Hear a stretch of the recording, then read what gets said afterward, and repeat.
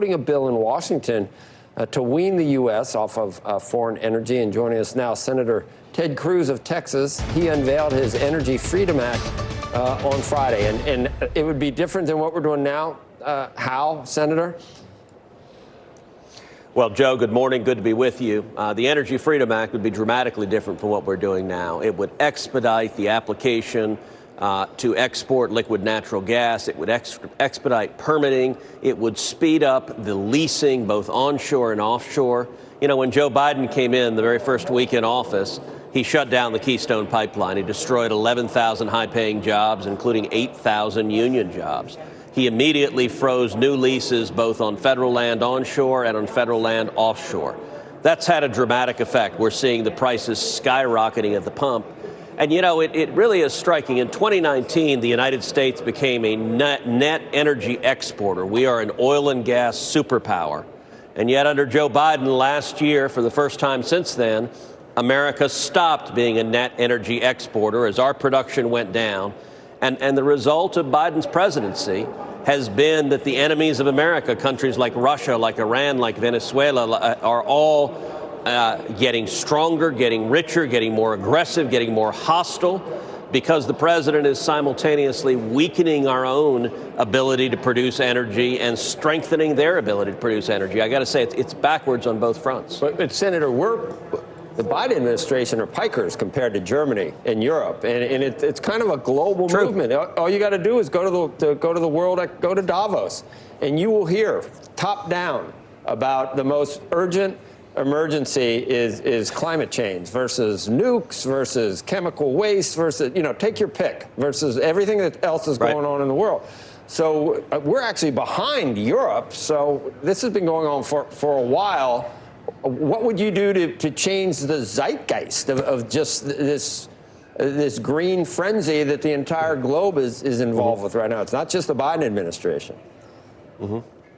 Well, Joe, it's important to understand that the rhetoric of the far left, they don't actually believe it. It's not actually about the environment. If the only thing you cared about was the environment, let's say you didn't care at all about jobs, you didn't care about inflation, you didn't care about gas prices at the pump skyrocketing, you just cared about inflation, or you just cared about the environment. On that metric, the Biden administration is a disaster. Why? When you shut down the Keystone Pipeline, it's not like the Canadians just leave that gas in the tar sands. Instead, they put it on trucks and trains and they ship it south, or they put it on ships and they ship it west to China. Both pollute more, produce more CO2. When you shut down production in the United States, it's not like the rest of the world suddenly ceases driving cars or flying jet airplanes. What happens instead is producers like Russia, producers like the Middle East, produce more. And all of that production is dirtier, it pollutes more, and it emits more carbon emissions, more CO2. So the effect of Joe Biden, the effect of the Greens in Germany, has been more pollution and more CO2 emitted to the environment. Their rhetoric is not what they're trying to do. What they're really trying to do, it's an irrational, emotional response. The Biden administration wants to destroy U.S. energy production. And I got to say, this past week has illustrated it powerfully. You've seen the Biden administration travel to Venezuela, go to Nicolas Maduro, a vicious dictator, an illegitimate government, someone who murders and tortures his own citizens, and beg them to produce oil. You see the Biden administration this week in Vienna with Iran trying to have the Ayatollah Khomeini produce more oil, and it is bizarre that this administration wants enemies of America like Russia and Iran and Venezuela to produce oil, and at the same time to destroy jobs here in America. And I got to say, I think a lot of people are realizing the foolishness of it. Now, you mentioned the news breaking about Biden imposing an embargo on Russian oil. I think finally that's the right thing to do. That's what I've been pressing the Biden administration to do. And if they go forward with it, good. The next step needs to be to work to get Europe to do the same thing, to wean themselves from Russian oil and gas. Now, the way to do that is to have alternative sources, and the obvious alternative source is the United States. The Biden administration has 6 pending applications right now to export liquid natural gas, and it's sitting on all 6 of them. Presidential leadership would be Joe Biden going on television this morning and pulling out a pen and approving all 6 of them and saying to Europe, you need to follow our lead, cut off Russian oil and gas, and we'll supply you, others will supply you. But the way to stop Putin, where he is vulnerable, is he leads a petrostate. He is a petro tyrant. All of his revenue comes from the sale of oil and gas. If you cut that off, that's how you stop the war on Europe. But at least so far, Biden has not been serious about doing that. Senator, there have been a lot of people who have looked at China and thought that China could be the one who could broker some sort of deal, because that partnership between Russia and China has been a strong one very recently. We saw it just with the Olympics taking off. The concern this morning came when there was a headline that came out on Bloomberg that said that China's mulling buying stakes in Russian energy and commodity firms. They had some tough talk last night, talking about how that friendship would never be separated between the Russian and Chinese people. And then there's another headline that just came out on Bloomberg that says, look, China would like to cooperate with Europe when it comes to Ukraine as well. Are they trying to play both sides? What do you think can happen here? What's the plan in terms of trying to convince China to help us out with this? So, of course, China's trying to play both sides. And listen, I have long believed that China poses the greatest geopolitical threat to the United States for the next century. As we look over the next 100 years, China is a far more powerful adversary than Russia. Putin is our enemy. He is a bad guy. He is a dictator.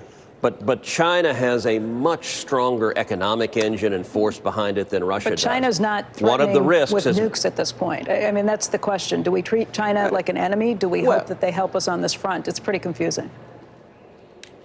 But China is threatening to invade Taiwan. And if you look at this war in Europe, Becky, it's really the result of 2 mistakes the Biden administration did. Number one, the catastrophic withdrawal from Afghanistan. And that disaster was so bad that every enemy of America, from China to Russia to Iran to North Korea, they looked to Washington. They took the measure of the man in the Oval Office. And unfortunately, they came to the conclusion that President Biden was weak and feckless and ineffective. And I said at the time last summer, I said the odds of Russia invading Ukraine have just risen tenfold, and the odds of China invading Taiwan have risen tenfold. But the second mistake the Biden administration did is they waived sanctions on Russia and Putin, in particular Nord Stream 2. I authored the sanctions on Nord Stream 2, the energy pipeline Putin was building from Russia to Germany to skip Ukraine. And the whole reason he wanted Nord Stream 2 was to enable him to invade Ukraine. I wrote the bipartisan sanctions that passed Congress. President Trump signed my sanctions into law, and it stopped Putin's pipeline the day those sanctions were signed. Well, Joe Biden waived those sanctions. He essentially surrendered to Putin. When he did so, Ukraine said publicly, if you do this, Russia will invade. You're right, Okay, but Becky, Germany was wrong, and Germany was unhappy when President Trump signed my sanctions legislation, but we stopped the pipeline, and the reason Biden waived the sanctions, gave this gift to Putin, is because Germany urged him to do so. But when Biden did so, Ukraine said publicly, if you do this, Russia will invade Ukraine. Poland said publicly, if you do this, Russia will invade Ukraine. And I'll tell you, just this weekend, all 100 senators, we had a video conference call with President Zelensky. He told all of us on that call that if America had sanctioned Nord Stream 2 last year, Putin would not have invaded. This war is caused by the political mistakes of the Biden White House, and at least so far, they haven't indicated that they're willing to change course. Right. Let's talk about what you'd be willing to do now, because and I've noticed, and people are on a certain side are looking for a bump in the president's approval ratings, and he's gotten one in some polls based on, I think, what we've seen since the war started. And maybe we're going back and looking in hindsight at all the things that should have been done differently. But since it started, would you at least acknowledge that? The first rule is do no harm. Right? The Hippocratic Oath. You don't want a shooting war. You don't want necessarily.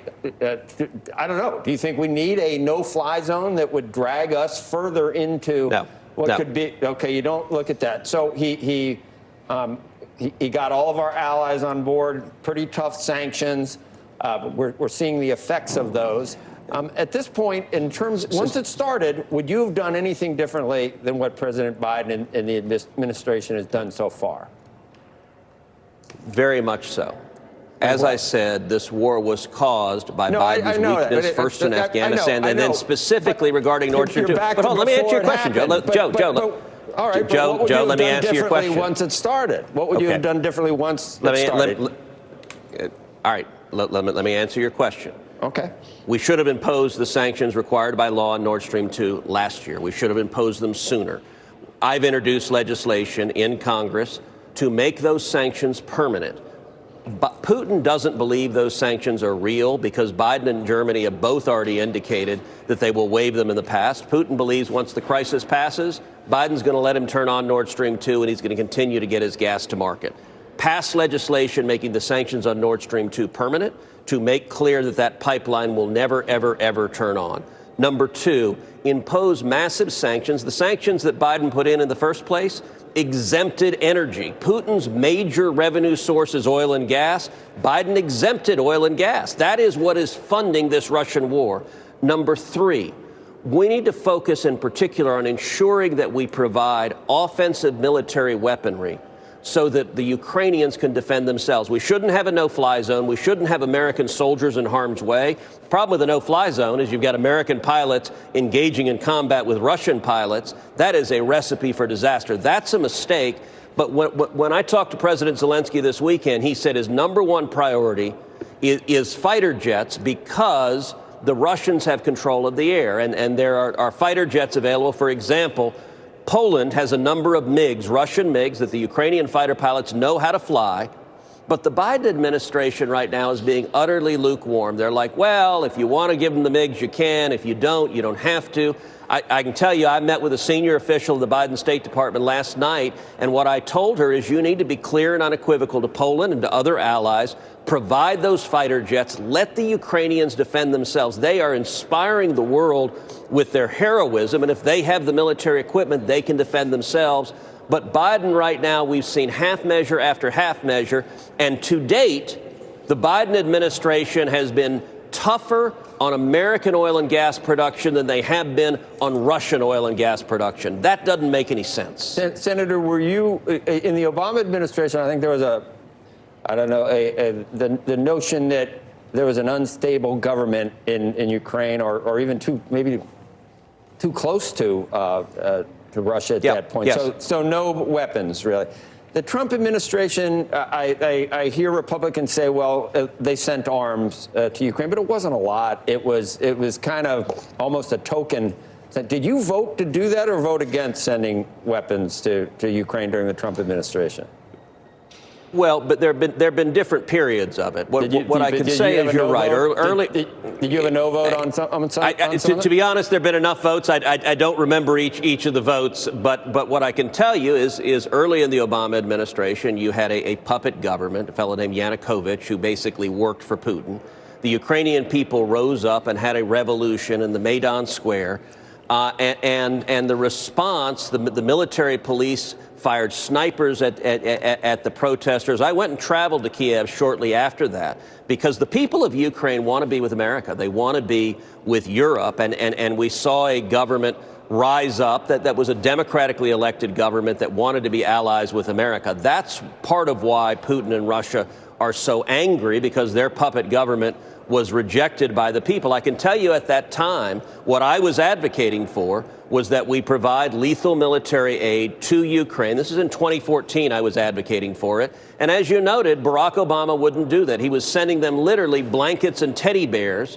When Russia invaded Crimea, the southern part of Ukraine, Obama refused to provide lethal military weaponry to fight against them. So this pattern of weakness, under Trump, we did provide lethal military weapons to Ukraine, and I support doing that. And under Biden, we have been, once this war started, we have been providing some lethal military aid, in particular javelins and stingers, and those are needed. But what President Zelensky has said his top priority is fighter jets. And here, what Poland is saying is they will provide the MiGs to Ukraine if the United States commits to backfilling with F-16s. And the Biden administration is dragging their feet. And they're dragging the feet because there are other players in Europe that don't want that to happen, that are still counseling weakness. And Joe, if history teaches anything, it is that appeasement doesn't work. It is that the policy of surrendering and giving in to a tyrant like Putin only encourages more aggression. We need strength and not weakness, and we need strength tempered with wisdom. Right now, we're not seeing that. Well, we may be getting we may be doing the oil side of things today if the reports are true about the embargo. Senator, thanks. We'll follow the progress of your energy. I don't know. You may have to wait for someone new in the Oval Office to sign that piece of legislation, I would imagine, that you're proposing, but you never know. Thank you. Good to have you on today. Thank you, Joe. Okay.